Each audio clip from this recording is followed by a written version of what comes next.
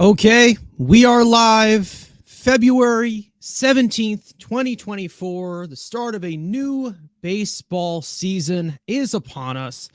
Pitchers and catchers reported a few days ago, and now we had the full team workout, which means it is time for us to go live and talk about pretty much our ultimate guide to spring training, all of the stories going on right now in Port St. Lucie. So, we're going to get this thing started here. We'll talk throughout the chat, of course. For those of you in here, make sure to leave a like if you have not already, subscribe, post notifications, all of that great stuff. Let's get this thing started. Let's go.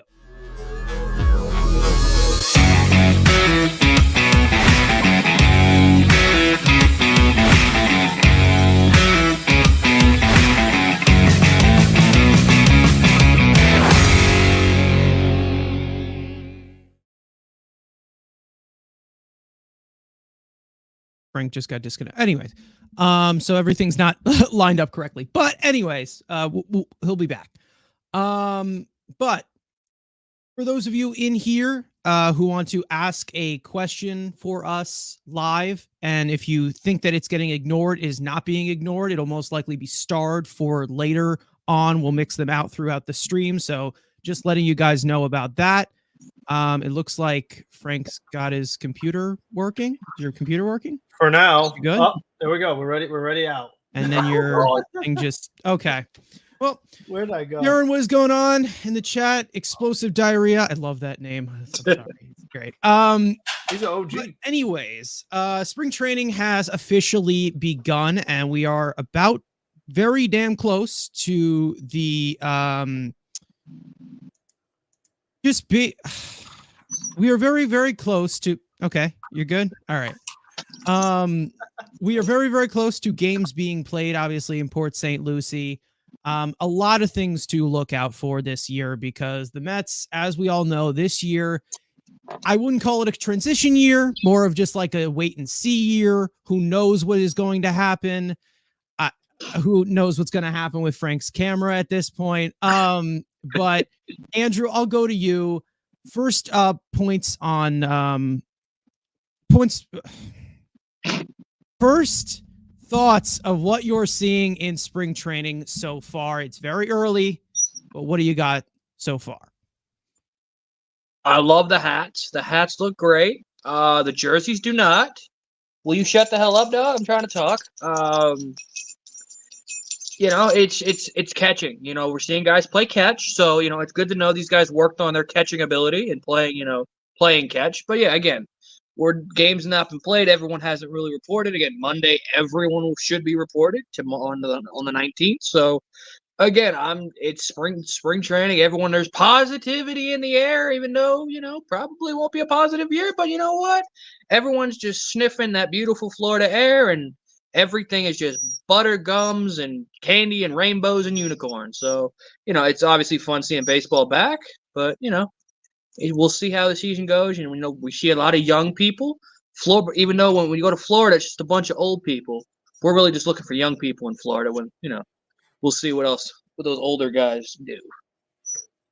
Listen, there's nothing wrong with being old. There's no reason to shame old people. So, but what I will say is that even though we have snow here, at least the Mets are in Florida where it's nice and they can actually play baseball. And it's just good to see these guys back on the field. A lot of the position players got there earlier than their date that they had to be there by. And we already got quotes. Now we got some minor league signings and things like that. So it's an exciting time. Obviously a lot to discuss, but at least baseball is finally back. John G, thank you for the $10. I'm not really sure what you're referring to here. But yes, please vote on the poll in the chat. That I guess that's what he's talking about, right? I don't know, but thank you for the 10, man. Really I would appreciate think that's what he's saying. Yeah. It definitely is what he's saying. For those of you who are in here, make sure to vote on our poll right now. It's saying that it's asking. We haven't done a live show in a while, so I'm having a tough time here.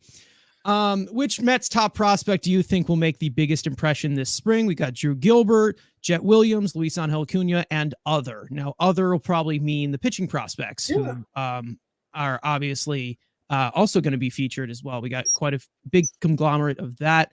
No more edited episodes. No, we will still have edited episodes, but we're going live because our usual recording day, which is tomorrow, I am not going to be home. I'm going to go see my Rangers at MetLife Stadium. So I prefer to do that. Freeze your tits. That's fun. That'd be fun. I don't know, man. It's a rare occasion, so I'm like, let's go. But other than that, I actually do want to start with some off-season talk because it's kind of overlapped into spring a little bit, and that being the recent additions that they've actually made in the last 24 hours, that being Ji-Man Choi, and it looks like also Luke Voigt, who I guess, according to Andy Martino, they're talking to. I don't know how much you have to negotiate for league minimum on a minor league deal, but I mean, whatever floats the boat right now. Ji-Man Choi, tough year last year, but overall has had a pretty solid career ever since coming over to the United States. Luke Voigt's kind of fallen off the last few years. He was in the Mets organization last year in AAA Syracuse, never was called up.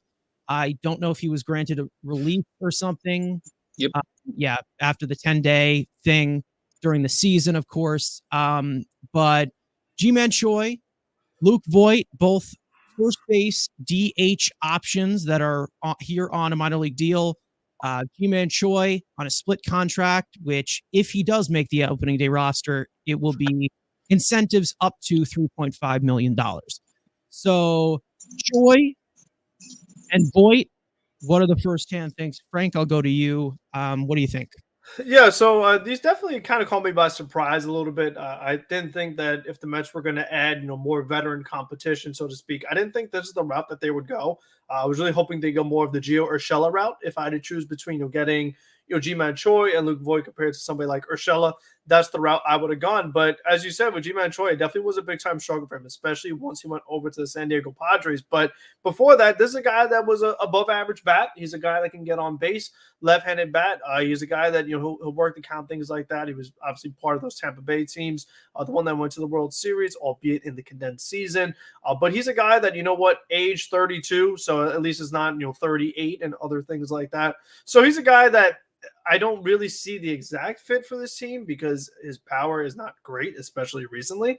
So I don't think he's necessarily the fit that they're looking for. I mean, does he battle technically DJ Stewart? Maybe. I mean, Stewart has the edge because he plays the outfield. And then with somebody like Luke Voigt, I just find him very fascinating because when he was with the Mets and he was in the minor leagues, he was actually hitting plenty of home runs. And there was a case to be made like, oh, maybe we should call him up with the lack of power that we're seeing from certain other players on the team. And they decided to never do it. So for Luke Voigt's stance, I wonder why he would want to come back, if anything, because, if he came to the Mets with the hope that, okay, if I play well in the minors, maybe they'll call me up. He did that and they didn't call him up. I wonder, what happened in those conversations that might have made him feel differently that, okay, maybe this time I actually have a chance. So he's a guy that, unlike Choi, does give you power. He does give you a lot of strikeouts. But it's been a few years, again, since we've seen him actually be productive on the major league level. So these guys kind of fit what the Mets have been doing all offseason. Guys that were good a few years ago, bounce back candidates, things like that. These are just two other guys to add to that mix. Yeah. And then this is another point. I mean, like just 3 years ago, Voigt and Urshela were big time Yankee players. It's crazy how far they've fallen. Well, I mean, think of Severino. It is crazy. Ace. Severino was like this all-star, like, that's big pitch, things like that. You want to talk about a fall from grace. I mean, Severino is the really big one. Yeah, I mean, all three of those guys, Severino, Urshela, Voigt, lots of injuries. Yeah. They have really been taken out by injury the last few years, and hopefully they can get back to what they were. And to be honest, Andrew, what do you think about these two additions? Again, it's just, short notes here. Yeah, I mean, just adding the poundage, we got rid of a lot of pounds and then we're just going to add it back up. They're fine. Again, they're minor league deals. Like, you can't be mad. I mean, both of them playing for, a first base type. So I guess, Syracuse DH is just going to hit. One will be in the DH, one will be if Choi makes it. I mean, if you look at the 26-man roster, there are 13 offensive spots. Who's he taking over? Like, unless there's an injury, like there's really no spot for him. Joey Wendell, like that's like the only spot where like you got Narvaez as the backup catcher. You got one of Tyrone Taylor, DJ Stewart taking 1 or 2 spots. Wendell, and then there's a 4. I guess he's the 4th spot. I guess. I mean, but like, sure. Again, it's minor league depth. I'm not gonna lose my shit over it. Would I have liked someone like an Urshela where there's a little more positional versatility? Sure, but or pure power. I get he pulls fly balls, whatever. And his Savant pages is relatively have stayed the same. So I mean, fuck off. Again, it's minor league deals. I'm not gonna lose my shit. Again, G-Man Choi, fun player. If he stays in Syracuse and God forbid, an injury to, the polar bear, which I feel will definitely be talked about at this point. I mean, it's not a great replacement, but hell, it's better than, Nick Evans or the type of first baseman we brought up. Where, okay, he can play decent defensively. Again, if he has to play, sure, he's not going to be amazing. But again, it's depth. And that's at this point, buy as many of these. I guess the other thing is, they have the deal for $3.5 million. We say everything is 110 or whatever with the AAV with the Cohen tags. So this is like a $10 million. If he makes the roster, it's like a $10 million with tax to Cohen after the Cohen. Right? It's like his 3.5. I don't think fully guaranteed because again, it's incentive based. So okay. I don't think that really counts. Yeah, that's true. Okay, so that makes it. But whatever it's big. Again, I'm not gonna lose my shit. It's minor league deal. It's minor league depth. So again, Jesus, what the fuck? Keep doing it. Again, there's still plenty of guys you can just lock up on these minor league deals or major league and spring training invites. And the more depth you have, again, you're going to go through over 40 players easily every year. So the furthest we keep adding guys so we don't have to call Long Island Ducks again, just keep adding guys. I think that should be the game plan for this year. So we don't have to go to Long Island and add, Devin Marrero or who else signed this year with them, just keep adding as much depth in those in AAA as possible. Yeah, and I think that's really been the focus as to what Stearns has really done all offseason, which is basically, yes, he hasn't got any of the names. He has not gone after the big fish as everybody wanted him to, but he's really, really, really improved the depth within the upper level of the system. You can't deny that he hasn't done that. And now you even have depth at the DH position as of right now, if things can break well. And the main reason as to why, that being Mark Vientos, who obviously unproven player. We have not seen Mark Vientos do anything relatively astonishing at the major league level yet. But it seems like they're really putting in those chips and putting their faith into Vientos as the top DH spot, at least until the trade deadline. Now, if Vientos does struggle, because he has been an unproven player so far, you have other pieces that could be a DH to the trade deadline. DJ Stewart, G-Man Choi, and now Luke Voit. So that type of depth, those types of options, that extra bat, whatever, the backup first baseman or whatever, insurance for Mark Vientos if he struggles, because again, there could be those growing pains again. We don't know what's going to happen with him. Again, it's a question mark. Now, of course, everybody wanted the DH. Everybody wanted to get a big bat. I would have preferred to go the DH route myself as well to protect Alonso in his final year. But it seems like the way that they're going to address that is if they are in playoff position by the trade deadline. And that's how it looks like they're going to do it. And I'm okay with them doing that. Again, it's this one step of a time type of thing. Let's wait and see. That's how they have looked at it so far this year. And that's what I feel like they're going to continue to do. It doesn't seem like Stearns has really changed his way of thinking, and neither should he. He has not lied to you once of what he's doing, whether you like it or not. That's just kind of how I look at it. Now, talking about Mark Vientos, I want to move just straight to Mark Vientos because those two deals kind of have a lot to do with what is going to happen with Mark Vientos. Now, I think that you're going to get Luke Voit and G-Man Choi more at first base during spring training, and then you're going to get more DH and third base from Mark Vientos. Now, Mark Vientos is not the greatest third baseman. Let's just say for that, he's probably one of the worst defensive third basemen in all of the league of qualified major league players. His other guy, Brett Beatty, as well, the counterpart, who is coming off of a full rookie year that was not fantastic. Far from it. So there is a question mark here. There's a question mark at DH. There's a question mark at third base.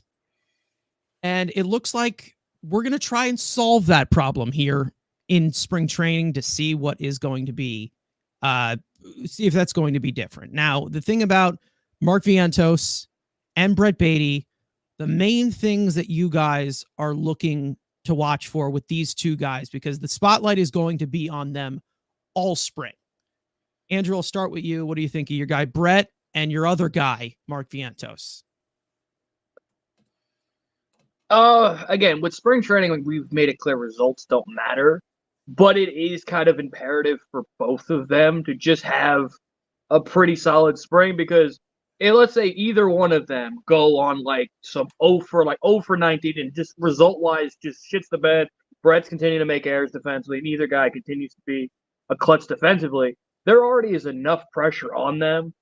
It is imperative for both of them to have, again, I'm not saying you need to have the Ronnie Mauricio last year, every ABs hitting homers, but at least show some kind of, taking some good ABs, like just putting up some decent results, because that would kind of calm down the hate. Because, again, these two guys are under the microscope. As much as, if it was happening or not, Matt Chapman's still out there, JD Martinez, those are two major league guys that some fans want. But these are the guys that Stearns is sticking with. So, okay, Stearns, you're saying these guys are better? Let's see it. And there's going to be parts of the fan base that once those guys start having slumps, there's already enough pressure on them to begin with. There's going to become even more hate. So, for me, just to see some confidence in either one of them, if they can, just take some good ABs and just feel like settle into that big league pressure, that's kind of what I'm looking at. We've made it clear. We don't give a shit about the results. But as long as you guys are taking good ABs and it's not like, okay, they've calmed down, they look like major league players, that's kind of what I'm just looking at. Again, what I love for both of these guys to just rake and kind of just calm everything down. It's like, all right, feel confident. This is our third baseman. This is our DH. David Stearns is right. But again, with spring training, the results don't matter. But it would be nice to see these two guys get off to have a very good spring and kind of calm down the noise that these two guys have to do. Do you think Brett Beatty first AB homers like he's basically done in like every single spring training? Yeah, spring training, his first AB in the big leagues. That's about it. So will he do it again? Probably not. But again, you're not going to roll the dice on it. Okay. I'll put it with a Big Mac. And want to put a Big Mac on it? Sure, I'll put a Big Mac on it. There you go. All right. Frank, what are you looking to see from these two? Big spotlight. I think the main thing for Brett Beatty, like we talk about a lot, don't hit the ball on the ground. I think that would be a big thing, because we know that when he's doing that, that's where we're really seeing the big time struggles from him. I think that seeing him elevate the ball is really all that we're looking for, because with a guy like him, you know that he can make bats a ball, but it's a matter of, making good quality of contact. The fact that he has the power to pull fly balls, but chooses not to, or for whatever reason just doesn't do it, I think is the other big thing, is that, they got to find out, what kind of player he is, because if he's going to be more of a, I don't want to say slap hitter, but if he's not going to be a power hitter, he's going to be a guy that's more of a singles hitter. You already have that in Jeff McNeil. We'll see what kind of version we get from Brandon Nimmo. Again, I don't have high hopes for Harrison Bader. So I think for Brett, just kind of figuring out like what kind of player he's going to be offensively, I think is the main thing that I'm watching. And then with Mark Vientos, Carson, since day one, you've been making the comparison of, JD Davis with his kind of hitting profile. And it's the same thing, don't hit the ball on the ground and don't strike out. That's what I'm looking for. I'm looking more so like, we talk about, do results matter in spring training? I think it's more so quality of at bat, quality of contact. Like if they're just striking out or making very weak contact, then, because there's a difference between, like Andrew saying, like 0 for 19, where the guy's just playing really bad. But then there's also like that 0 for 19 where, okay, you know what? There were some great plays in the field. He was hitting the ball hard, line drives, elevating. Like that's what I'm looking more. So like the kind of at bats that they're having is really the important thing, because with Vientos, I say it all the time, we know the power is there, but it's just a matter of tapping into it semi-consistently, so that you're not saying, okay, well, here's a guy that he'll give you double-digit home runs, but the batting average or whatever you want to call it is just going to be really low. And it's like he's literally home run or nothing. Like there's no walks, there's no singles, no doubles. It's literally home run or nothing. And that's not really what you want to see when he doesn't have the volume of home runs to be that kind of hitter. So, I mean, that's the kind of things that I'm looking at as far as like, the results are one thing, but just how are they going to get those results is what I'm watching. We heard from Brett Beatty yesterday or 2 days ago. He did talk about a lot of the adjustments that he made to his swing and a lot of things that he did during the offseason. And I'm really, really hoping that it is going to be a different Brett Beatty as compared to what we saw last year, because I'd say that like overall 300 plus plate appearances from last year. There was absolutely no redeeming qualities from Brett Beatty. I really just I didn't see anything that he did at A+ rate whatsoever.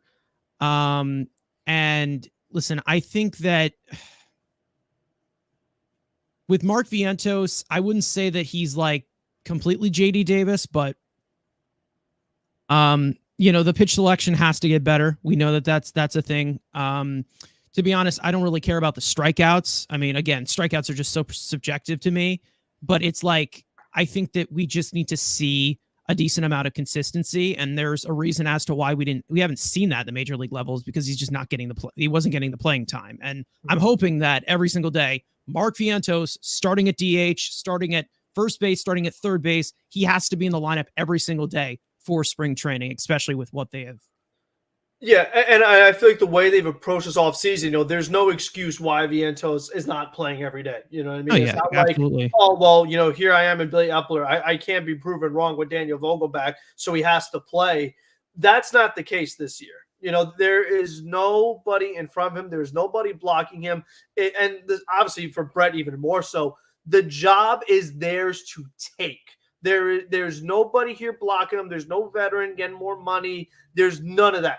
Like they have perfect opportunities to be full-time starters and, actually be meaningful contributors down the road, because, the Mets have gone into this offseason saying, okay, we're not going to get the JD Martinez. We're going to believe in Mark Vientos.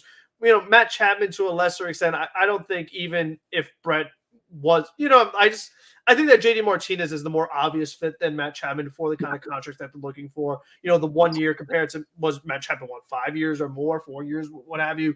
I think that JD Martinez was a more obvious fit. So for them to pass on him, obviously Jorge Solero, these other guys that we talked about, say Oscar, they passed on all these guys because they said Mark Vientos is getting a chance. So he's got to make the most of it, and show that they made the right choice by saying we're keeping him, not going for him. Again, for me, DJ Stewart, I'm not high on him. I'm much higher on Mark Vientos than DJ Stewart. I think that, Mark Vientos, I've seen what he could do in the minor leagues time and time again. The Mets send him down. He goes off. They call him up. Mixed results because of mixed playing time. But with DJ Stewart, I'm looking at a guy who, again, has been a journeyman, wasn't very good before he got here, has a good month, and then right after has a bad month. So, I mean, for me, again, DJ Stewart's not in the equation. For me, it's Mark Vientos, full-time play time. Like you said, whatever position it is, ultimately it's going to have to be DH. I mean, that's why to me it's like I don't even really need to see him at third base, to be honest with you, because I just don't see why he'd be playing third base. Because even if Vientos became the third baseman, well, then who's going to DH? So I mean, the way I look at it, like I said, it's Brett at third, it's Vientos at DH. There isn't really much more to discuss other than that. Like that's where they're playing. Yeah, Andrew, they don't like you eating on camera. Well, too bad. I just got home from work, so I'm going to smash this food before I just go. All right, DJ Stewart, 27 home runs, 92 over. I don't see that happening, but I'm going to tell you, I don't think he's going to get. I don't think he's going to get enough plate appearances in Syracuse to even do that. But I like the wishful thinking, and even if we're going to go off a track record of DJ Stewart before he got here, a career 728 OPS. All right, so suck it. Thank God Showalter is gone. He really hurt them big time. Listen, I'm not going to say that Showalter was the biggest problem here. I think we all know who the biggest problem was, and we're not even going to mention him anymore. But Yeah. I already did, but I don't think that he helped this situation. Mhm. That's just kind of how I look at it. But do you see in the report that of the torn UCL ACL torn UCL for you wouldn't be playing through that. No. I mean, we knew about that it's before been the going on season forever. ended. Yeah. I don't know if it's healed. I don't know if it is. Listen, It's apparently not he did always not healed. need surgery. Yeah. But Yeah, like it's something that you don't just have a torn UCL and keep playing baseball and it magically gets better. Like that's just not how it works. Like we've seen. I don't know, man. We've seen pitchers, like obviously Tanaka comes to mind, Seth Lugo, guys like that who've had tears and played through. But this time you have a position player, so that's something that you don't really hear about much. Again, I wish that he would have taken the month or so. Like even if he didn't come back till like June or May or whatever, I would have rather that and got the surgery, be 100%. But this is the approach that he decided to go with. And apparently he didn't need surgery. That's obviously he doesn't need it. But what I wonder is one of those things where it's like, okay, yes, you could play through it, but if something does happen, like the slice of things, like it's like a worse injury. That the way, like what I'm worried about is that. Is it a longer recovery process if it gets worse and then he's forced to get the surgery compared to now where he gets the optional surgery and misses time? That's the kind of, the risk reward thing that you have to be weighing there.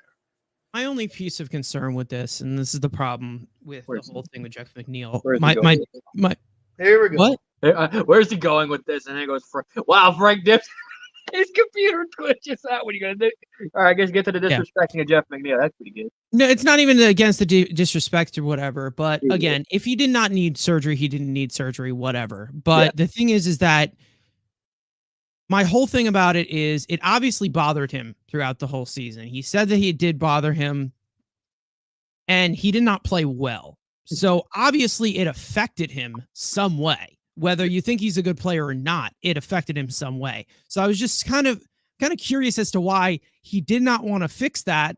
And because like it seemed like it had an effect on you. If it has an effect on you, I don't know if it's a partial tear and it can heal, whatever. But I think that the problem with this is that I just don't like this going into his 30s, and like he's not going to get any better. He's not going to get any more healthier.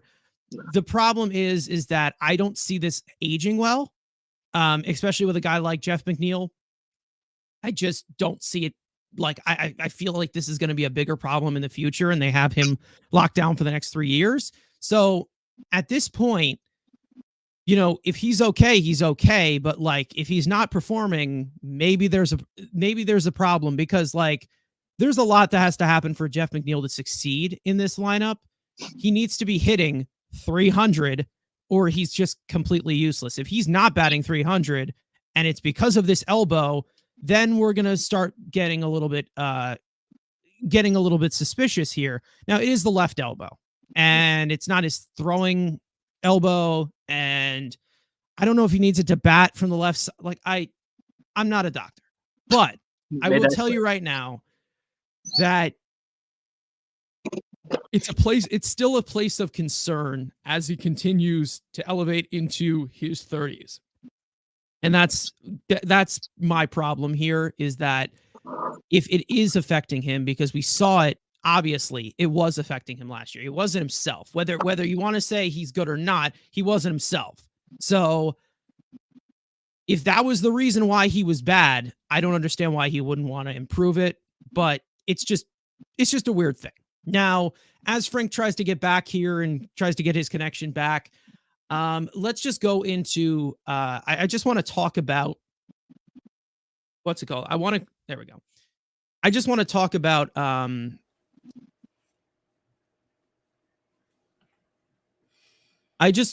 I want to move into, of course, the pitching, because that is obviously going to be a big point of emphasis throughout the entire spring training, throughout the entire season. We know that Stearns has been known to be the main pitching guy. Like, that's something that he's really strived on as an executive in Major League Baseball with Milwaukee.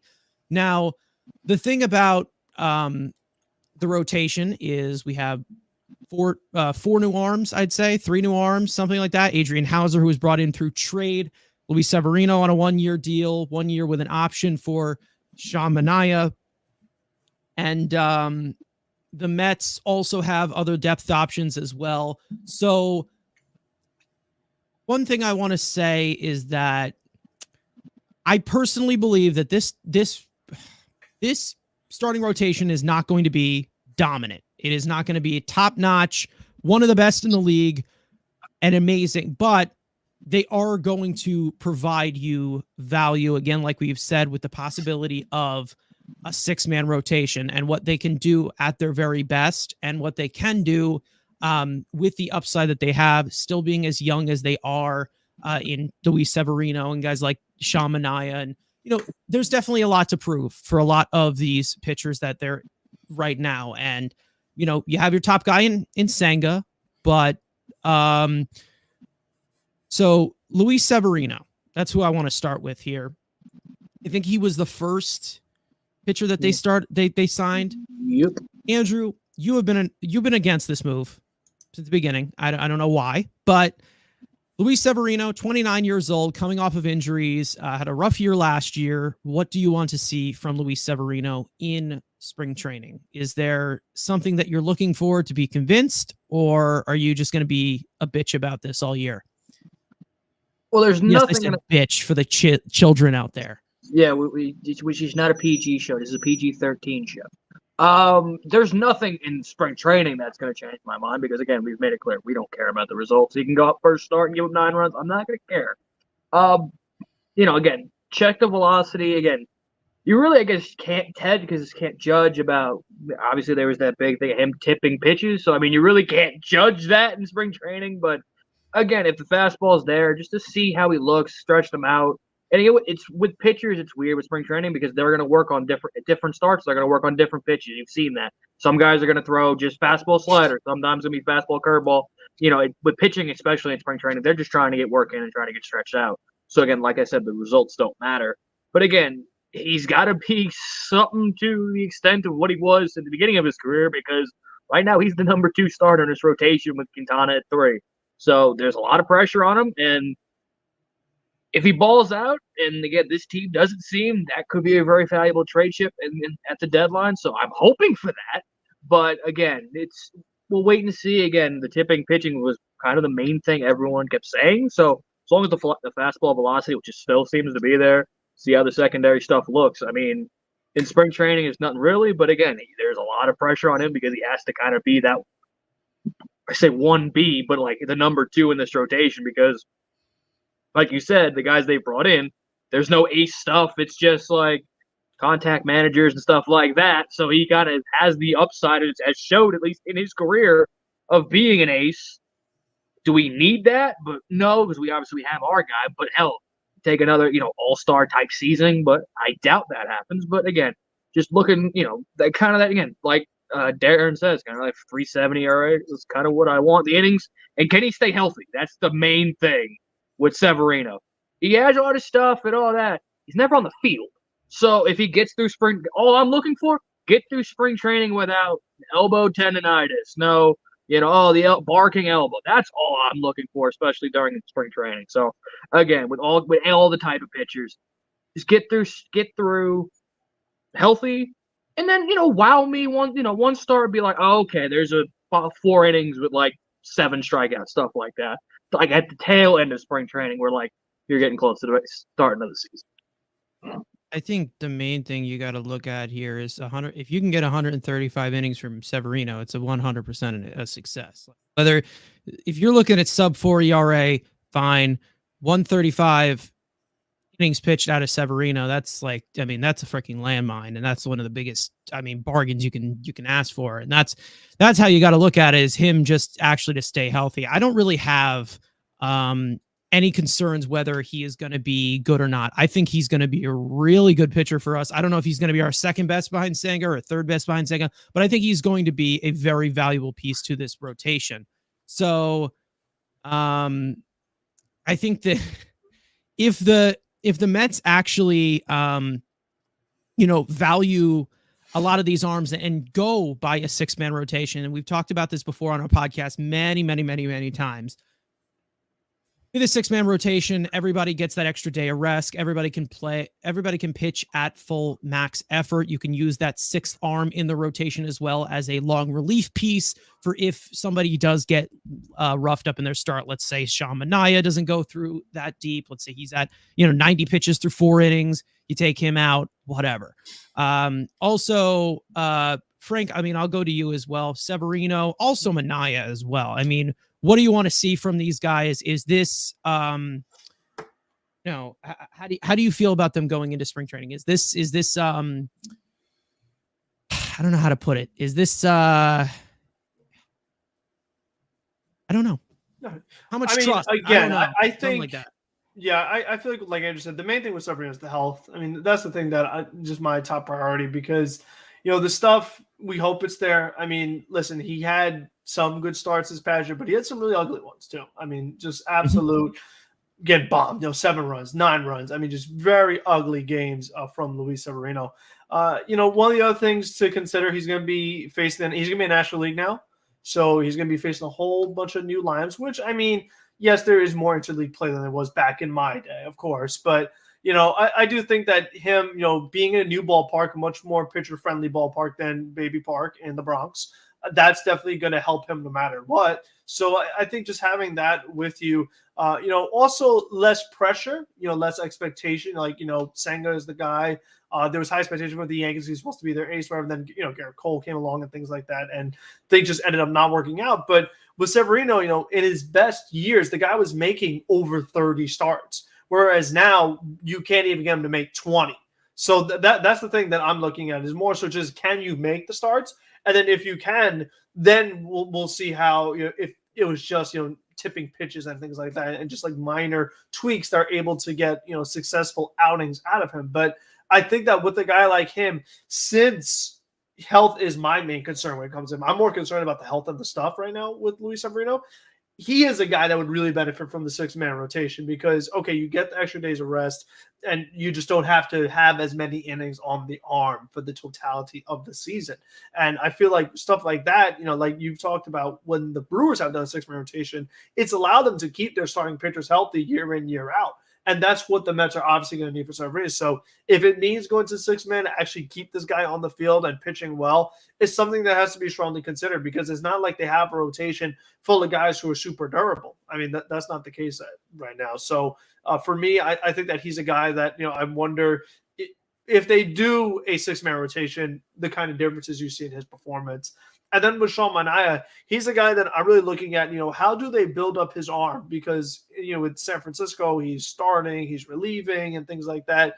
Being a full-time starter, how many innings are they going to be able to get out of him whether it's 5 days or 6 days or whatever, is he actually going to be able to give me 6 innings if I needed 5 innings consistently? Or am I looking at more of like the 4 innings range, which again, I think that right now, we'll get to the bullpen later, but I think right now, the Mets don't have the bullpen for a guy to only be giving them 4 innings every start. So for me with Manaea, it's more so just kind of building up that arm so that he is able to go deeper into games every time he's on the bump. Yeah, we'll definitely see with like the turns through the rotation. I don't know if like they're actually going to use the starting rotation throughout spring training and actually just like fully simulate it where I think you'll just see a bunch of guys making starts. I mean, it's not going to be just 6. Yeah. So you're going to see like everybody basically.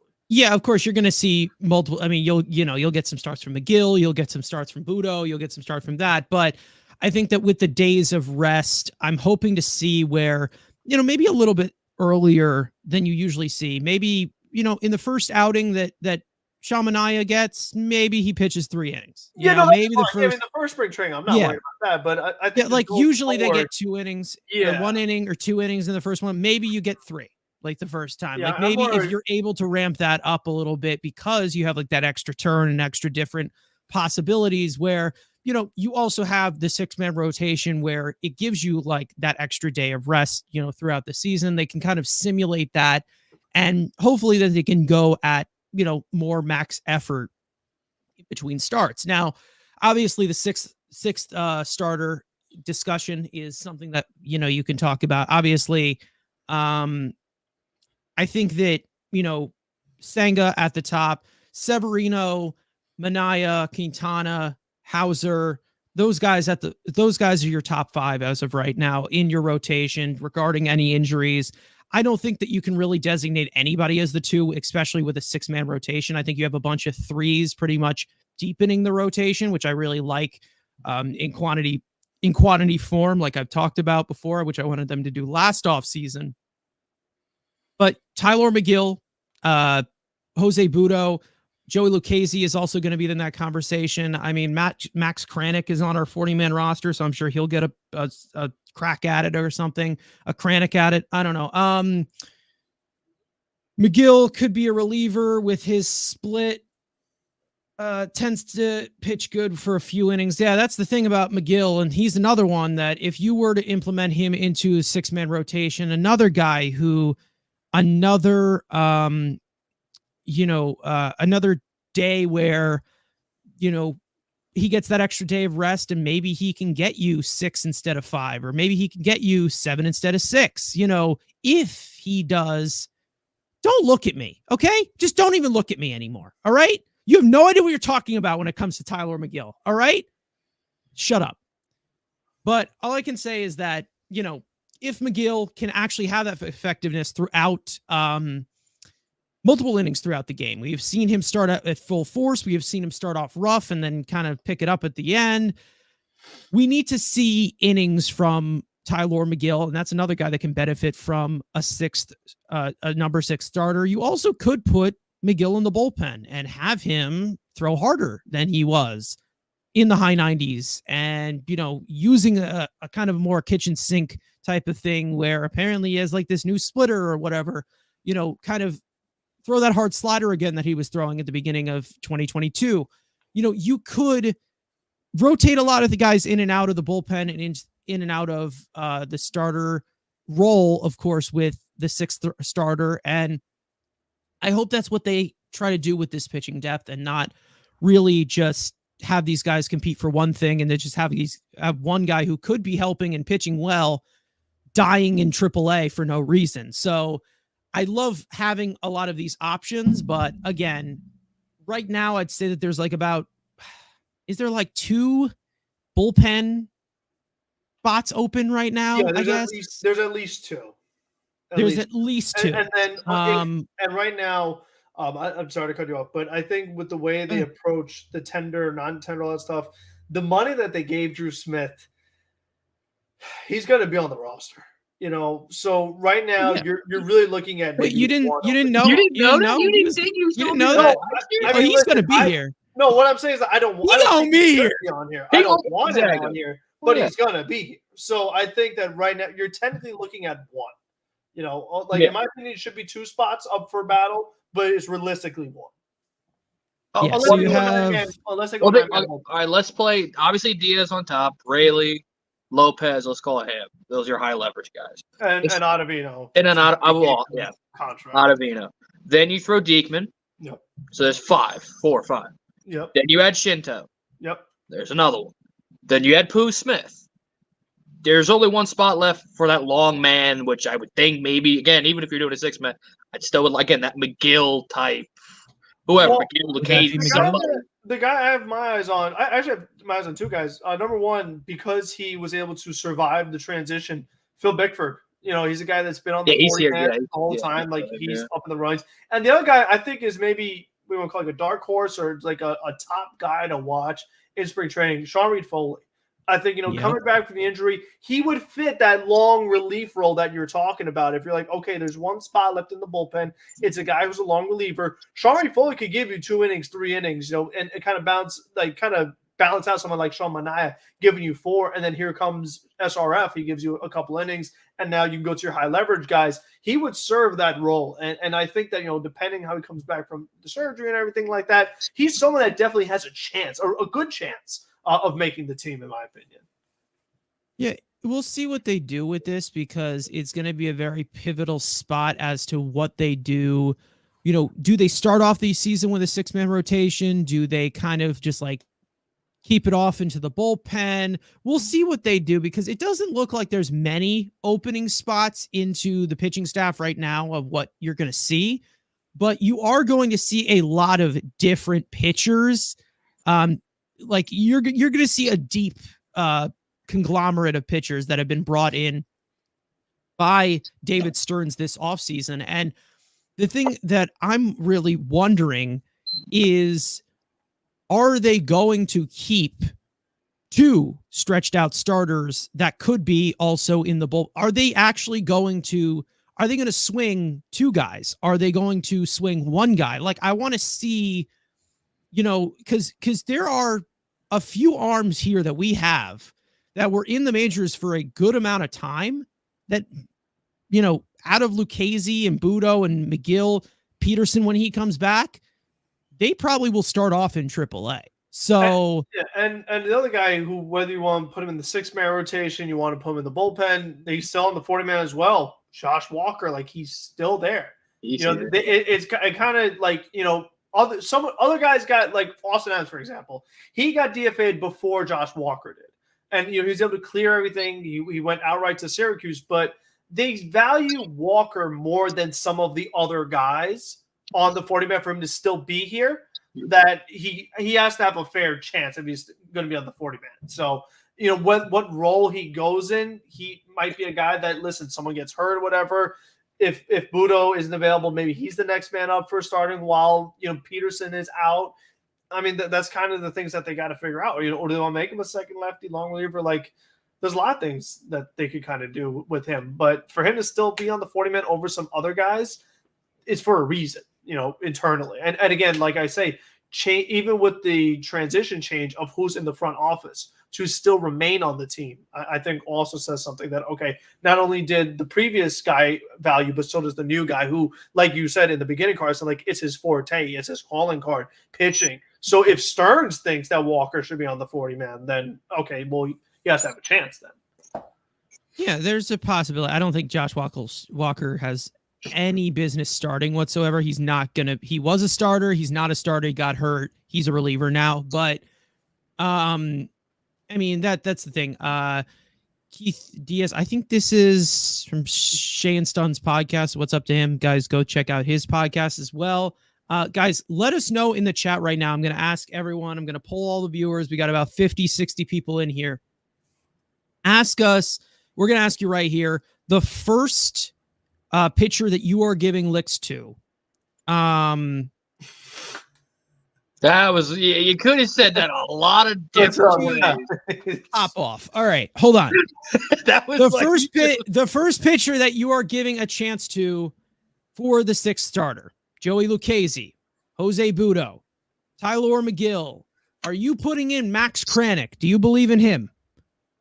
What is going on before? I don't know if I said that right. Luke Voigt is signing with the Mets again. Yes, he is. That is true. We talked about him a little bit. I don't know. What is it? Like 10 minutes into the stream. We talked about him at the beginning. Gil Casey deserves a chance. It's now or never. I think Luke Casey's he's free agent 2026. Yeah, he's a guy that I remember when they got him. He had a lot of team control. Toulouse, McGill. All right. I think a lot of McGills. Not he has the upper hand for sure. I mean, he's the guy that out of all of them by default is the most proven. But I mean, listen, Christian Scott, that's an interesting one. Maybe not just for opening day, but he can sneak in there at some point if these guys struggle, whether it's, Minaya gets moved to the pen or Severino gets hurt again. Like, there's a scenario where Christian Scott definitely is, or one of the other prospects is actually in the starting rotation this year. Andrew, you got something to add? I mean, the 6th spot again. I'm trying to cut a promo here, doggy. Come now. Yeah, again, it's that 6th spot. It's simply that same conglomerate of guys that we've said every year. And again, McGill's got the best stuff. Oh, Lucchesi got the best results last year. Jose Budo's got the best name. So this is what spring training's for. Like, I'm not gonna lose my shit if McGill's a 6th starter. I'm not gonna lose my shit if like, they're all kind of the same level of, all right, they're like a 5th or 6th starter. Like, you're gonna probably see them. You're going to see them all anyway. There's one that rises from the herd, but, just hasn't gotten his chance yet. Well, the guy you wanted is in Texas, so that guy's never going to be the guy in Texas. So stop. But again, they're all my 5 starters in Texas. Yeah, exactly. Yeah, that's. I was talking about Nathan Eovaldi. What were you talking about? You see, you understand. You understand what I'm dealing with here. I was talking about Eovaldi, but okay. But yeah, again, you're going to see them all. Does it matter who I see the first time around? No, because you're going to see them all throughout the season. Who do you like the best? Do I like the best? If I got to put right now, go. Right now, no thinking, go. Joey Lucchese. Like Joey Lucchese. Better pitcher. He's got the chirp.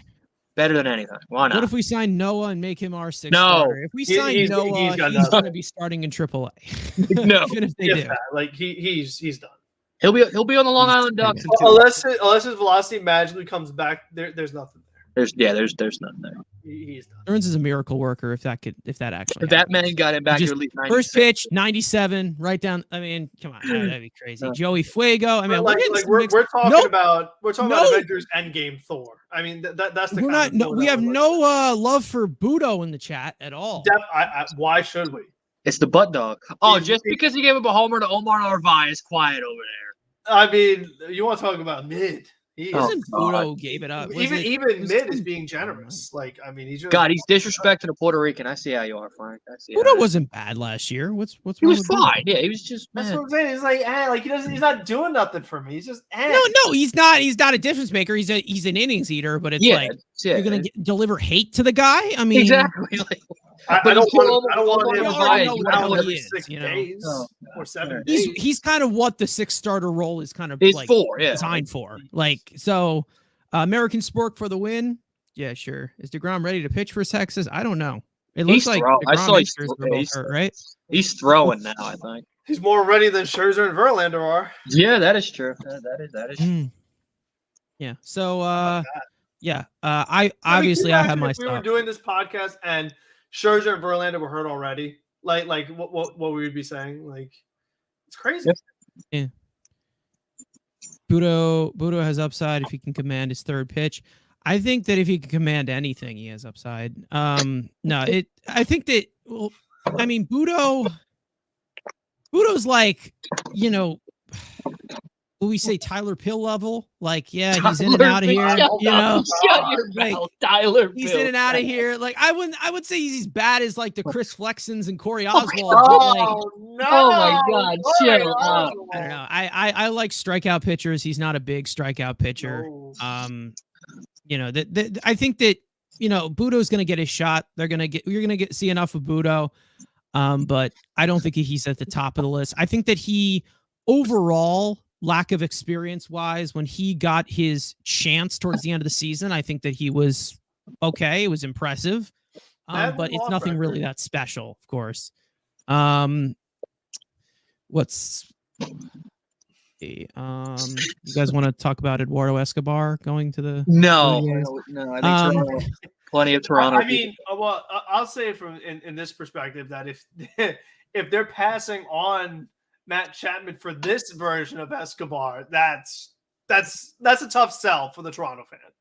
I mean, like, they're doing the same thing we did. They got a couple third base prospects. They're just going to put Eduardo Escobar in front of him and see what the hell happens.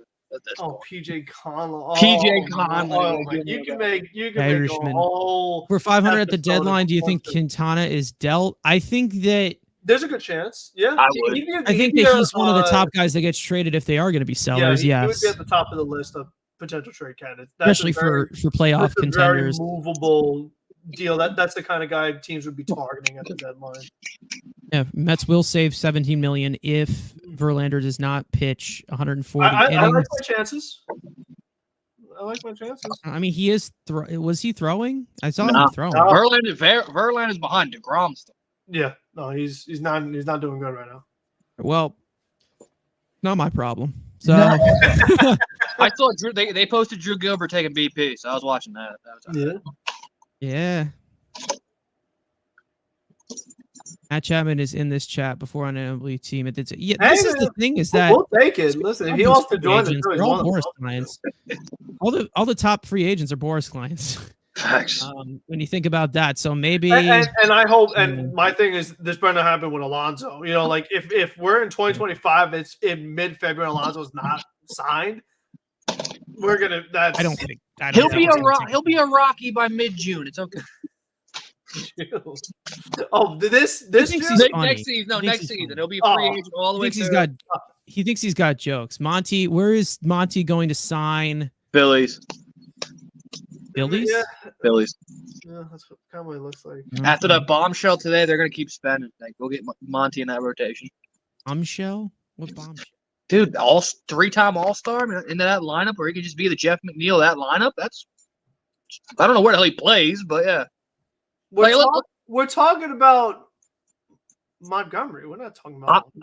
I said the Phillies made their bombshell today, as well as signing Montgomery. That's what I was saying. Oh, okay. All right. It looks like the Rangers are done, so I don't think they're going to bring him back.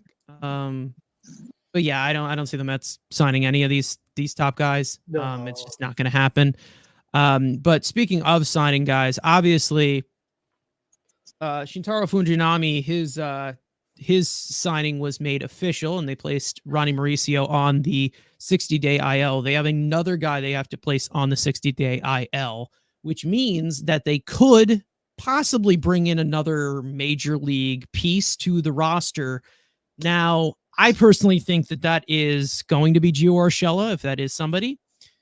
I just think that just makes so much sense. It's another former Yankee, so it just continues the trend. And then also, it's a good piece that can, push somebody like Beatty. We've already talked about this before. Monty to Atlanta because God hates us. Yeah, maybe. I don't know. We'll see what happens. I don't know. There's still team workouts have started, and you still have a decent amount of guys out of here. I mean, JD Martinez can fall into somebody's lap. Urshela, Jordan Montgomery is still available. Ryan Stanek's still available. Hello, Stanek, Chapman. There's still plenty of talent out there. There is. Still Noah Syndergaard. Very weird offseason. Let's just say Bellinger and Snell are still available. Yes. It's very odd, but and that's what's kind of weird is that, like, if you don't think the Mets would throw out like a big 1 year to Snell, like, even if it's 1 year, or make it a fake, give him 5 years, but it'll first year opt out, but like make big money in the front of the deal. There's plenty of shit that. But again, we got to be, we got to be the Milwaukee Brewers. It's just not going to happen. They're just going to sit in their hand and look at your payroll and see if you actually can do something. Hey, Frank, is there a salary cap in baseball? last time I checked, there is not. Yeah, but there is a luxury tax where you're paying. They're paying all of that, including. There's also a hedge fund. There's a hedge fund guy. Get to work, buddy. We're not talking about any regular team. These two are actual like these. We're not we're not poverty. Because listen. Here's what I'm saying. If you're telling me that Mark Vientos is blocking signing JD Martinez, who the heck is blocking Blake? And I'm not even big on Blake Snell. No. But who's actually blocking Blake Snell on this team? Come on. Scott Boras. Everyone hit the like. Yes, correct. Please hit the like button if you have not already. Subscribe, post notifications as well. We got our podcast that goes out every week. We also have some other cool stuff that's going to be happening during spring training. So make sure to look out for that. Our stupid Twitters signings more for Sturds. Hell yeah. All right, so I think we can get to the prospect portion, of course, because that's going to be something that's going to take the main stage, of course. What do you want? Well, we were talking pitching, and there's a certain guy that I'm excited to talk about. We're just going to talk about pitching. We should just get to that guy before we get to those guys. Who? Who do you want to talk about? The dude that's got on the storyline. There's a green storyline about pitching. I thought we were going to talk about, but I guess not. You don't want to talk about the Puerto Rican. Sure, we'll get to him. We'll close out with him. Like he does all the time. This wants to be cringy. Oh, the call. Okay, go. I thought you were talking about Jeff Brigham being in green. I thought you wanted to. I brought that up. Segment about him. I brought that up on the stream or whatever. All right, let's get to these children that can't drink. Okay, Drew Gilbert, Luis Angel Acuna, Jet Williams, Alex Ramirez, Kevin Parada. Some of your former prospects, Brett Beatty, Mark Vientos, like we've talked about, Francisco Alvarez, all of your young pieces. You're going to see them on full display. Stearns has expressed that he's going to give a huge leash to the younger players. And Clifford, I know a lot of people like Clifford, but he's not going to be a major league game. And then also you have some pitching as well. Kristen Scott, Mike Vassell, That's a Dominic Hamill. Tidwell. I mean, there is a huge conglomerate of young talent that is going to be on display during March, during spring training. You also have this prospects breakout game as well, which is going to pretty much be like a full lineup of Mets prospects versus Nationals prospects, I think. And then there's going to be a full game right after that. So you're going to see a full game of prospects, and then you're also going to see a full game of everyday players and major league talent. So that's pretty cool. So you're going to have that on full display. I mean, we asked this in the chat, so I guess I'll ask you guys. You have not voted on the poll yet. Drew Gilbert, Jet Williams, Luisano Acuna, or other, which Mets prospect do you think will make the biggest impression this spring? Full on prediction here, not who you're most excited for, but who do you think makes the biggest impression? Andrew, I'll start with you. Who has the best spring? I'll put my money. What midget do I want to pay? I'll put my money on Drew Gilbert. I mean, again, Starling Marte can easily, get injured, and then look, there's opening up even more ABs, during spring, and could be on that first step. But I think Drew, he's the best hitter of any of them. I mean, you can make your case for Jet or whatever, but I think if we're just talking strictly who has the best numbers at the end of spring training, I'll put my bet on Drew because I think Drew's of all of them has the most MLB ready approach. Is it ready to go now? But of Baby Acuna, Jed, Parada, Drew has shown again in the minor leagues, but looks to have more of a big league approach than the other two because obviously we know Acuna's swinging like Helen Keller and Jet's a midget, so there's not a lot of space. But again, if I'm putting money on who has the best overall numbers, I'll put it on Drew with Jet second. Okay, Frank, what do you got? Yeah, and I think it's true because there's a lot of different routes to him making the team. Andrew mentioned one, Starling Marte getting hurt. That's a very realistic thing that can happen, unfortunately, which to me, Drew Gilbert would be the guy that kind of be next man up.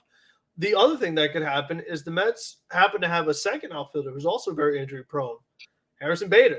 He goes down. There's an opening for Drew Gilbert. There's a third possibility. Everyone stays healthy. But Harrison Bader is so bad offensively that Drew Gilbert can still take the job. So if he has a big spring training, which of all those guys, I think he will, he has multiple avenues to get to this team and be a starter with the way this team is currently constructed. And he can do it in a multitude of ways. He can do it with his bat. He can do it with his speed. He can do it with his arm, his glove. I mean, he could impress you in a lot of different ways. So we could talk about, okay, well, the numbers, like who had the best numbers and what have you. But I think who has the biggest overall impact in all the different aspects of the game, Drew Gilbert's the guy. I think that, there is going to be, again, a lot of young talent. Because, again, you see a lot of minor leaguers get invited to spring training. We see your spring training legends every single year. What is it? The Luis Carpio. Who else was here? Ryan Cordell. Definite legend. Some of these guys, they're just like minor league signings. They're going to be in the minor leagues no matter what. But for most of it who are non-major league players, there is, I would say this is the deepest prospect piece, like the deepest prospect list that is going to be featured in spring training. And I think that, overall, it's going to be kind of weird to see how they do fit in an equally different playing time for some of these guys, especially with the logjam that you have, of course, with, Acuna and Jet Williams. You have some outfielders looking to prove themselves as well. I'm hoping that we get a good amount of time from, Alex Ramirez. We also get some a good amount of time from Drew Gilbert. We also, we see a lot of pieces in the outfield because, again, a lot of injury proneness. Yeah, let's not forget Nimmo. Nimmo has this concern too. He's been better lately, though.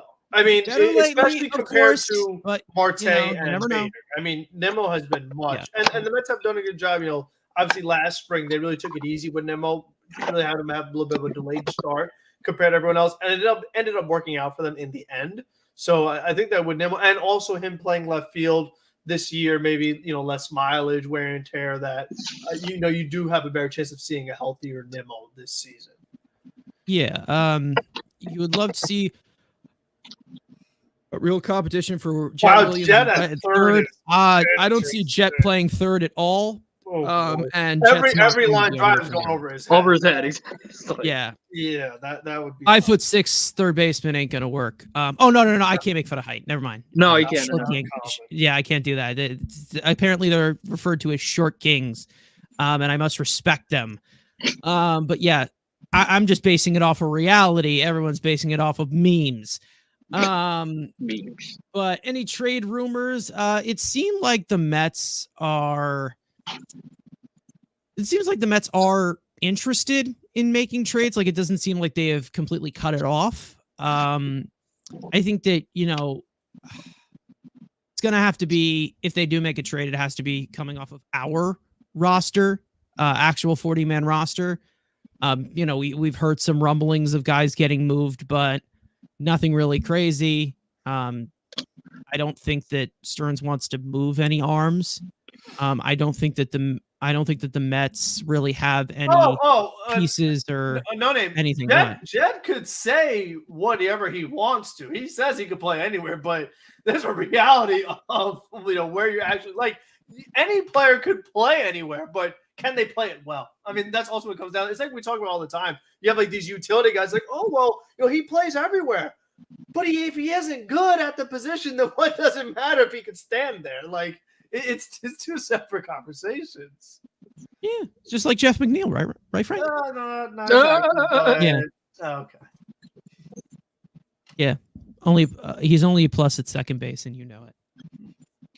Look at Jet's vertical leap. I mean, he better be able to jump high because he's got a lot of distance above him. I'll tell you what, Bregman. Listen, if Beatty doesn't work out, Bregman is a guy I'd be looking at. I think Alex Bregman, he is a great fit for New York Mets. Like he fits New York. I like that his player. Like he can do a lot of good things. Comes up in the big moment. Like he'd be a nice fit on this team. Rhino. What? Yeah, sure. Oh no, Frank, you can't say that.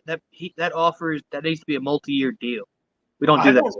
We don't know. Stearns doesn't do that. It's all 1 year deal. Of course. Stearns don't do. We're not allowed in We're not allowed to think about Soto either because that's going to be money. It's all 1 year deal, cheap deals. We're not allowed to have excitement. Silly me. Silly us. All right. So, sign up sheets for new co-hosts. I want to get to that. I don't see it on here. Here, it's not highlighted in green. Alex Bregman and Christian Walker. Christian Walker is an interesting one. That would be Christian if Pete Alonso walks. If Alonso walks. Yeah. He I don't know who else is money, and he wouldn't be the starting first base if Alonso's here. But off of the off-season stuff, I do want to talk about Starling Marte for a second because I'm sure Ha-Seong Kim is the exact player Carson would be looking for. Carson would love, and same with Luis. Love Ha-Seong Kim. Love Luis Arise as well. Yeah, I love Luis Arise too. I do want to talk about Starling Marte for a second because we did see Stearns talk about this. I'm going to actually ask Frank here because I think Andrew and I talked about this the most.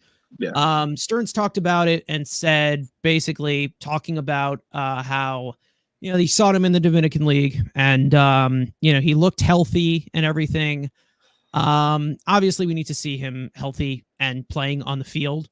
I personally think that we needed just a little bit more information regarding Marte, but how do you feel about that? I don't think. Yeah, I mean, stop. I think it's kind of one of those scenarios where if Marte is playing, you're not going to see Stearns turn around and say, "Oh, he's not playing. He's not playing that great. Like his playing doesn't look 100%." I don't think you'd hear that from him. The one thing I did find curious is that, the way the Mets approached it following the Mauricio injury, as far as, okay, here you go, you have a guy playing in winter ball, make sure they take it easy on it, have him not doing anything crazy. But I think with Starling Marte, he's a guy that, sometimes it could be a little tough to tell exactly what percentage he's going at because the amount of stolen bases he had in the short amount of time that he played this past season, if let's say you didn't actually watch the games and you just looked at the stats at the end of the season, you'd say to yourself, oh, was he really that unhealthy in his lower half if he was stealing that many bases? Like, was he really that compromised with the core and, with the legs and all that stuff?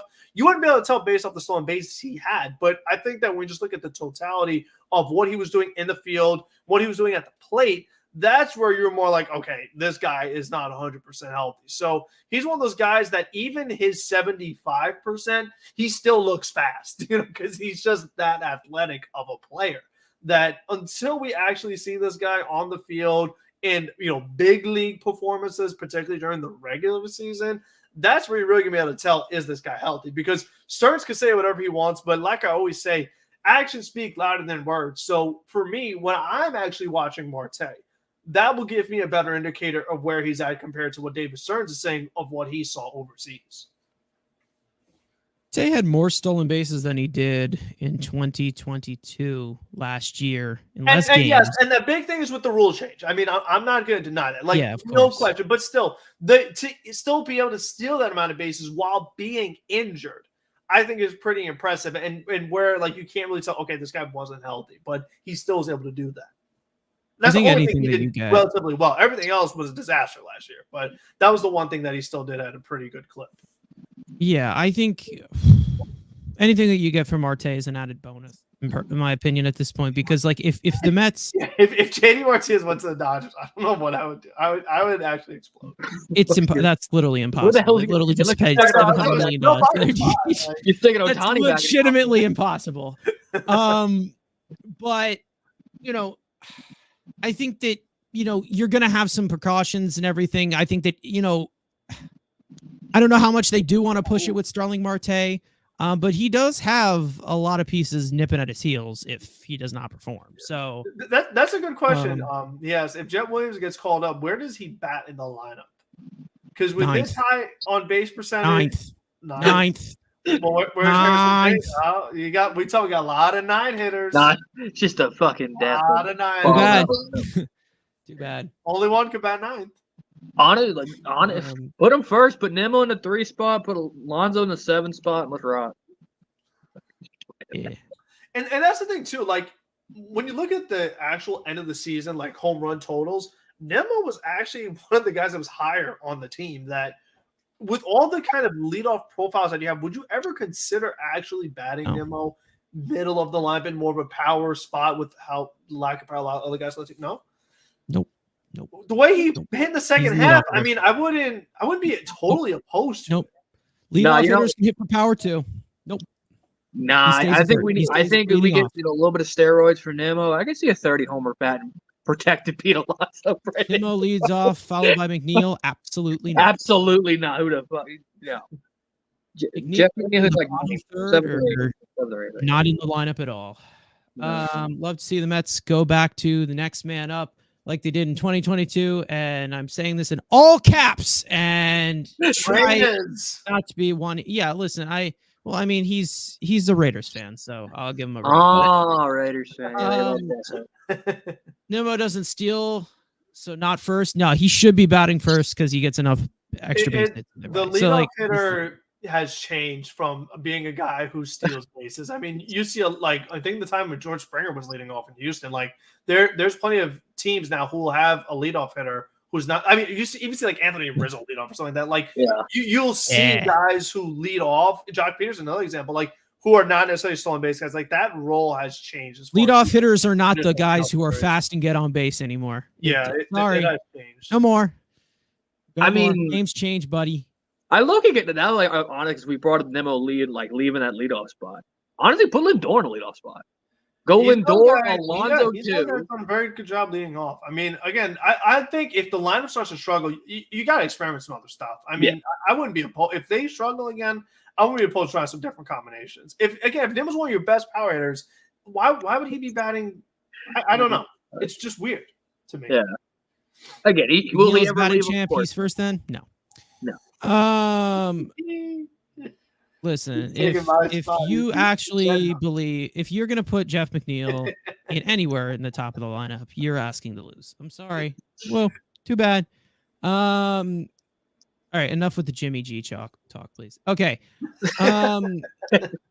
Speaking of PEDs, he needs to monitor. Listen, I'm interested to see what the first lineup does look like, to be honest, because it's a new manager, it's a new thing, and listen, if that BM too. all I can say, listen, if Alonso's batting second in the first ever spring game, David Stearns might be my daddy, okay? And I'm gonna kiss him if I ever see him in please person, never okay? say that ever again. Don't ever fucking say that. Oh boy, What happened? that's not. I think in the future Jet will lead off. I mean, he probably will. Again, Yeah. he probably will, but it's like, again, Nimmo's just always succeeded in the leadoff spot. You could still have a over 400 on base percentage while not batting 300. A guy like Brandon Nimmo comes to mind. You could still have a high on base percentage without having a high average. That's possible. Now I low-key really want to see Nimmo. 60, isn't he? I really want Nimmo on like 60 middle. to 70, right?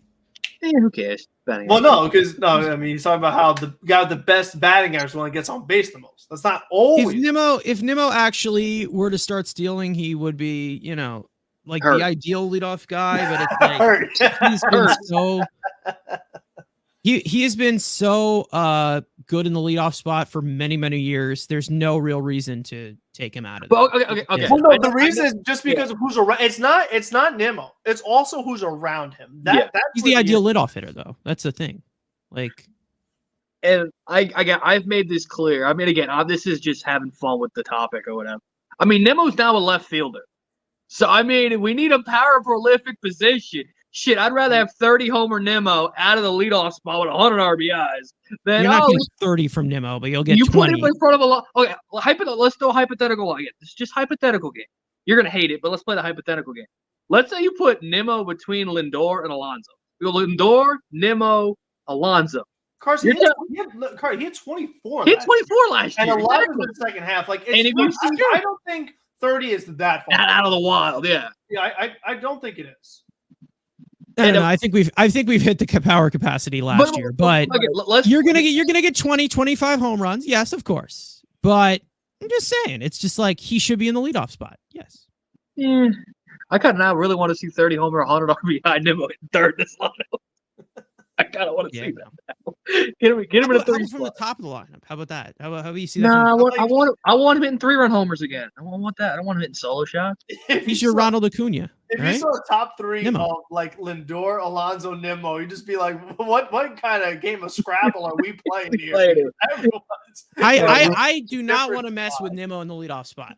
Okay, don't mess with that. He hits everywhere. Right? He's the leadoff hitter. Let's just give time. You know what? It's experimental here, right? No, shut up. 3-hole Nimmo, lead off Lindor. Let's have some fun. In 2025, Ronnie can be our leadoff hitter. I actually like Ronnie second. I don't mind that. I like Ronnie second. He doesn't get on. I mean, yeah, I guess. Well, yeah, you're keeping Nimmo on the leadoff spot. Now this is like I need Nimmo in the 4 spot. Ronnie does not walk enough at this point now. Ronnie does not walk enough to lead. No, he does not lead at all. No. I'll tell you what. The Mets had. I'm so sorry. I'm just looking at the chat. The Mets had a good trade for Beatty last year with the Marlins. If the correct if it was true, yeah. If you could have got Luzardo for Beatty, that would have been the trade. Now Nimmo also hits lefties. Wow, it's almost like Nimmo is like the guy. The guy, yeah. Put him in 3 but now the values have totally changed that. It's almost like he got $162 million for a reason. Yeah. And shouldn't have been replaced in center field, but no, you got to bring Harrison Bader in. Yay! But Beatty's value is at all-time low. Is at an all-time low. Oh, there we go. Another 10. Man, John's just carrying Dude, John got that Shane McMahon money going. I'm curious with your choice of green background. Any plans? Yes. This green background will be gone eventually. I just have not gotten to it. And mine will be gone eventually.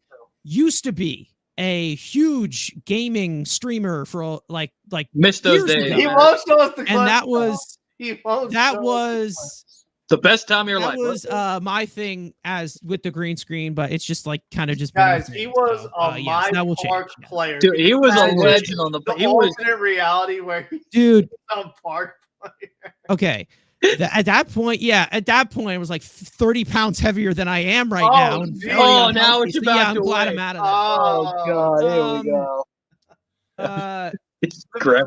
long time ago, it's behind me. Beatty for another third baseman, which one? They're I don't not doing think. a 1-for-1 to get another starter. I don't Yeah, think- there's not a. It's a free agent then. If it is, it's Jake Berger for Beatty. Oh, yeah. God. That's. I mean, that's a lot of beef, but it's power. I'll take the beef. As long as they got a good hitting profile, I don't care what their weight is. I don't care about it. Hit homers. I don't give a fuck if he hits it hard or soft. As long as it goes over the fence, I don't. Really Yeah, hitting profile. Yeah, that just creates it. Nah, just as long Do I as have it to goes. educate you. Wait, the trade for Trevor Story for Baez? What? What happened now? I'm trying to figure out the trade. Trevor Oh, I Story think for there Baez? was something like last offseason or the Tigers in Boston until I went nowhere. Yeah. Oh, I thought you meant like when Yeah, the not with Mets. us. No, I no, thought when with the Mets had Baez, I was like, they didn't trade him if they just got him. But Yeah, I think that was was the last year yeah. the deal. Like, no, that was different. I think it was something about that. Berger's hit high velocity, but his fielding sucks. Yeah, but so does Beatty's, and so does Vientos, and True. no. Well, no, he'd just be a perfect DH. Again, I think that if the Mets financially the Barrett situation, I've said it before, but I think if Colorado was struggling again, I would take on the Ryan McMahon contract. I think he's a guy. Where the hell's he going with this? I think he's a guy that you want to talk about like a third baseman you could get just pure take on the salary. He can hit home runs. He can play around the infield. Give me Nolan Jones. Who I'm taking. Well, yeah, man. too. But like he's got to take a chance on. Colorado make a dumb deal. You could get him. You know, And just throw Zach Veen as a flyer. I'll take Zach Veen as a reclamation project. God, they killed. They really did kill him. But that's off topic. They really did kill him. Okay. Edwin Diaz, he's back. The closer of all closers, the best reliever in all of baseball, the best reliever this game has ever seen in the history of the game. He's officially back. It looks like as of right now, he is throwing about 80%, they said. They said they wanted to keep him at like 95 to 96 or something like that. So far, he looks pretty good to me. It doesn't look like there's many limitations as of right now. But Edwin Diaz back. Your thoughts, Frank? I'll go to you first. What do you think? They definitely needed him back. I mean, that's for sure. Because late in games it got dicey. I'm excited for him to be back. I don't expect him to be as good as he was a couple years ago because he was just absolutely ridiculous the last year before they gave him the contract extension. But he definitely changes the entire bullpen. He changes the entire game. I mean, you everything you do differently when you have Diaz in the back of the bullpen. You say, okay, I could have this guy come in the seventh because I could use Diaz in the eighth, or I could use Diaz in the ninth. Like you just literally manage your entire team differently when you have a guy of that caliber. You kind of bring a lot of different scenarios. Okay, I need him to go 6 outs this time, 5 outs this time. Like I hope the Mets don't have to do that as much now. That, like we've talked about, they've added other guys who have high leverage experience to where it's not just him, and then sometimes Acevedo. I am curious to see like if some of these guys actually pan out. Like Diekman is quality, and Lopez bounces back a little bit. The kind of role that they could use Edwin Diaz in, because you know what, if he's not asked to do all this craziness, he could be not almost even better, but you could still see like a really solid version of him and see him more frequently if he's not having to pitch 2 innings or inning plus as frequently. I mean, if you're looking at it as like for Edwin Diaz, he said he went to he was interviewed, what was it, like 2 days ago or something, and they talked about him matching the 2022 season and everything. He said they're going to get the exact same guy. So Andrew, do you think they'll get the exact same guy, or do you think he's 2019 all over again? Because well, it definitely expects some regression, a little bit of regression, just because.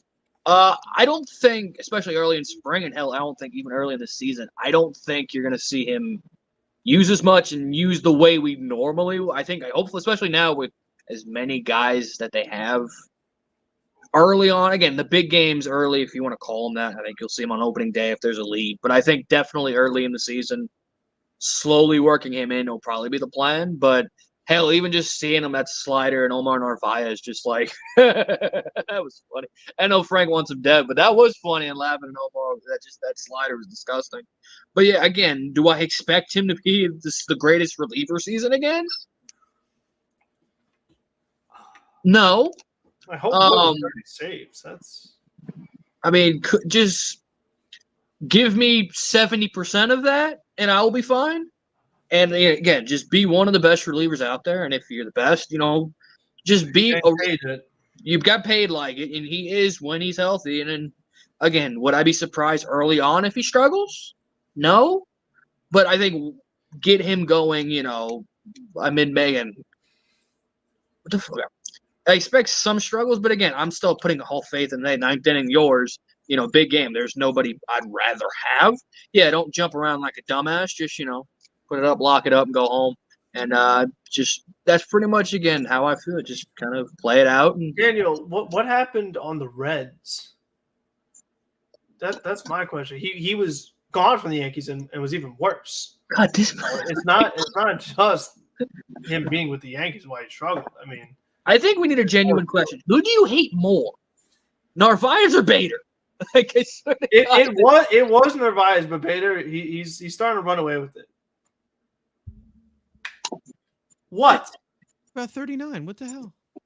I'm just reading what the chat says. I just ignore them, okay? Bader, it's like you say Bader, and like Frank's like, "We'll kill you." Like literally, that's how it feels. It's a 1-year deal. Who gives a shit? He's blocking everything. I mean, he's not. He's getting a gateway to Drew Gilbert. You know it. DH. It makes no sense. Jesus Christ. I'm giving him a chance. He did this last year with Pham, and now he's going to do it with him. You really want to test the waters again? You could have had Hunter Renfroe for the same price, but I'm not going to say anything.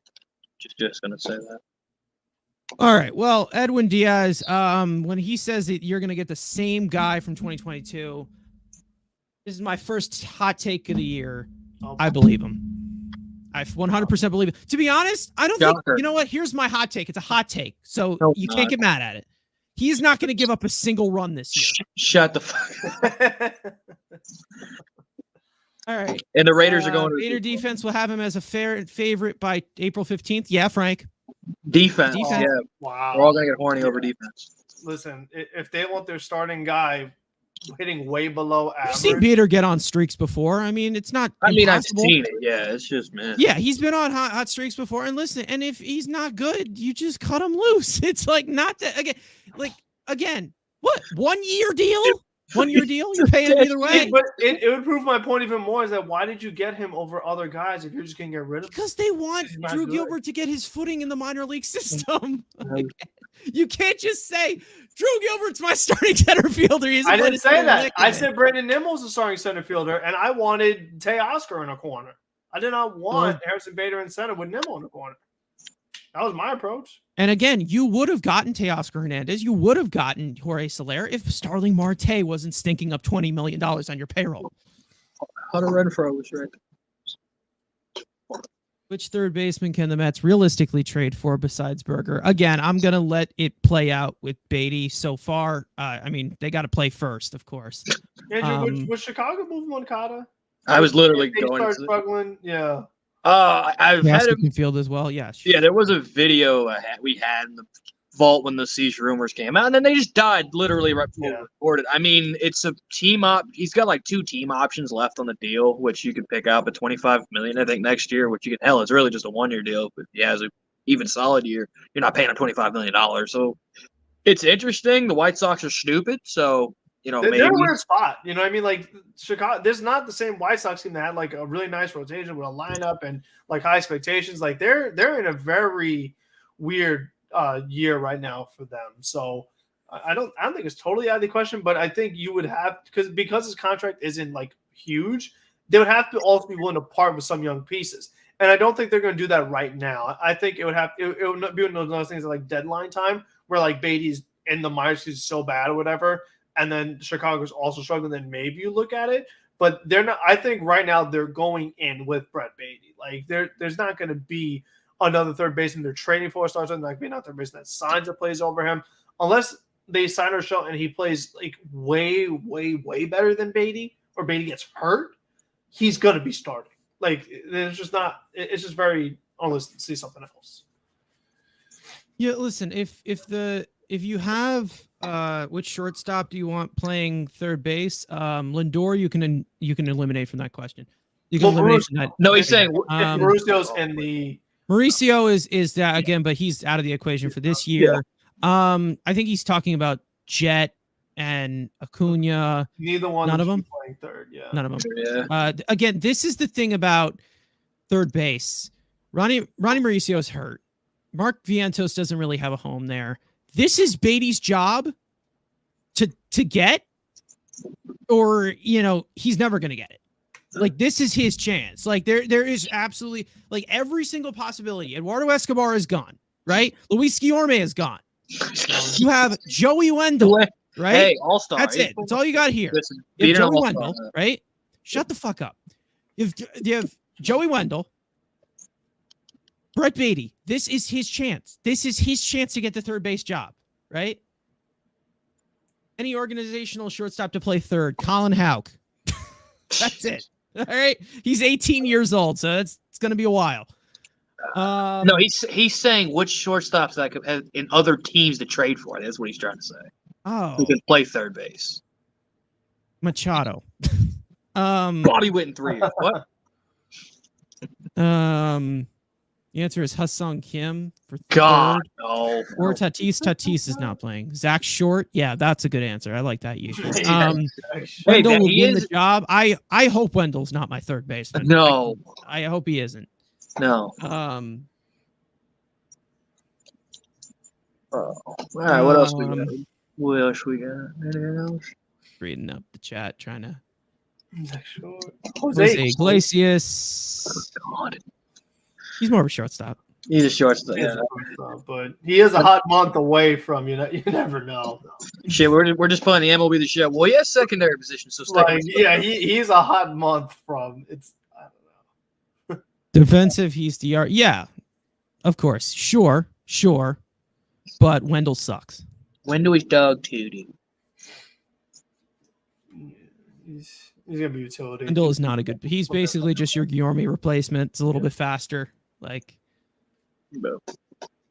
again, listen, they're gonna go with Brett Beatty. They're gonna see what he can do, and that's all we can really say. I mean, listen, we'll talk about it as it progresses, but this is Beatty's chance to prove himself, and we'll see what happens.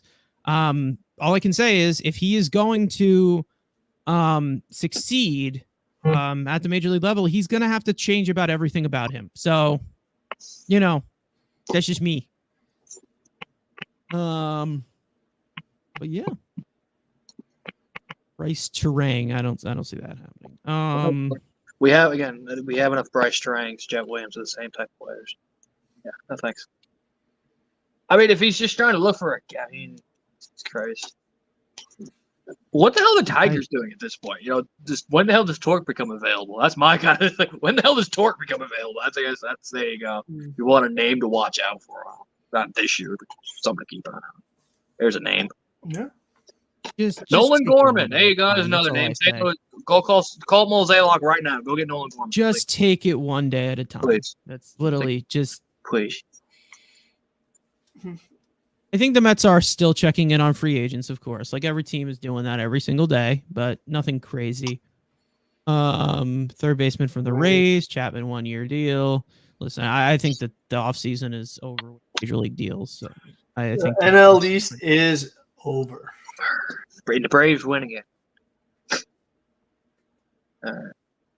Or maybe Andrew's boy Evan Longoria. Maybe he could suit up. Sure. if there's any Sure. if there's anybody that gets brought in, I think it's Gio Urshela. I think that's the most possibility. Wilmer Flores. Flores is a free agent. No, I'm saying as far as like he's trying to will it back. I know you want to get a trade. There's your man. Vientos bat will give him an opportunity at third. I don't think he's going to get as many. I think it's DH or nothing, but also you have other in-house options, DJ Stewart, and they added G-Man Choi and Luke Voigt. So, maybe it does. I mean, maybe bringing in some of these first baseman DHs as well minor league deals, maybe it gives you some flexibility where you can try Mark Vientos at third during spring training, but I really would not do that during the regular season. It's just like, I just don't think he's a good third baseman, and I don't think he will be, but defense can always improve. Again, defense can always improve. Like that's a skill it's always fixable and gets better, but that's just the thing.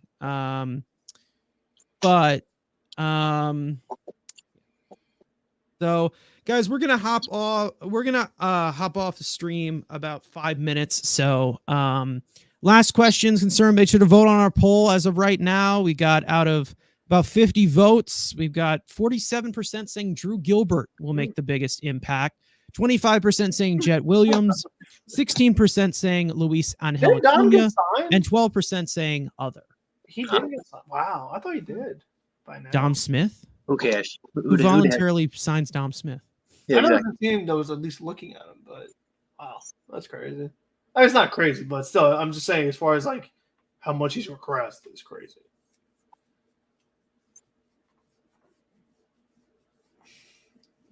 Do we have anybody else? Anything else? There's a placeholder, but his defense. Yeah, he is. He is. But this guy does not want to. This guy to my right does not want to. This team doesn't need defense, needs offense. It's just not who I would have went after. We got Tyrone Taylor. Like, what? Why? It's literally the same thing. It's literally the same thing with the Narvaez for Alvarez. Yeah, and look where they're gone. They're trying to get rid of Narvaez because it was such a bad move. Yeah, Narvaez is affecting so much on this roster right now. According to you, he is. According to you, he is because of this tax bill, and we can't spend any money because we have all this money committed. He's part of that money committed that you're paying Narvaez this year. He's making $7 million. He's got a fucking vendetta. He's right, but he's just he's not affecting any playing time for it. No, he's not affecting the playing time. But what I'm saying is that if you're paying $7 million to Narvaez, you're paying $10 million to Bader. You could give JD Martinez $19 million. Maybe on a retro $9 million. Well, I mean, they already signed that contract for Omar Narvaez. It was the right move to make to mentor a young catcher, a position that is very fragile at a 21-year-old age. That was what they needed to do. Wade Boggs is bad defensively. Wow. So was George Brett, and they both improved. Those are some names to compare. Yeah. Brett Beatty. Yeah, Brett Beatty is the next Wade Boggs and George Brett. I didn't even say that shit. I said Eric Chavez, and I thought that was fucking wild. You need a faster catcher. There's only one. Yeah, might as well just make Parada the catcher then because he's faster. He's fat, yeah. All right, boy. Anything else? Right, I saw a win total sweat. I don't know if we're saving that for another video or not. What? There's a win. Yeah. Dish one. What? Dish. That was win totals. 84. What I had last year. 79. That's 82. Like it's not pretty. I think the team in general it's boom or bust in the sense where like if you get the like a lot of the players the Mets have brought in, if you get the version closer to who they were a few years ago, this is a good team. If you get the version of the players that they were last year, this is a bad team. Like it's very boom or bust where you can kind of get like two separate versions, especially with the pitching staff. Like you could either get like a quality rotation staff or Sanga and a bunch of bums. Like you really could go. If it doesn't work out, you can trade them for other pieces. That's the thing. Like this is the liberty of everything this year. You can just chill. Like that's all you gotta do. You just chill, right? Why did they trade the Toronto catcher? They had like 3. Taylor Heineman. Oh. I mean, he's 32 years old. He hasn't done anything in the major leagues. The Rhino trade. I was like, well, they had a bunch of catchers. They had Kirk and all those guys. So yeah, that pretty much is it for spring training. Make sure to watch the Mets throughout Port St. Lucie. We're obviously going to be talking about it all through our podcast as well. We're going to be having some extra content as well throughout spring. So make sure to look forward to that. I am working like crazy on the extra stuff as well. I have been for the last few days, but we thought we would hop on live here since we did not have a podcast last week and this week, but we will have the regular scheduled programming soon enough. But other than that, baseball is finally back. Final words, Andrew.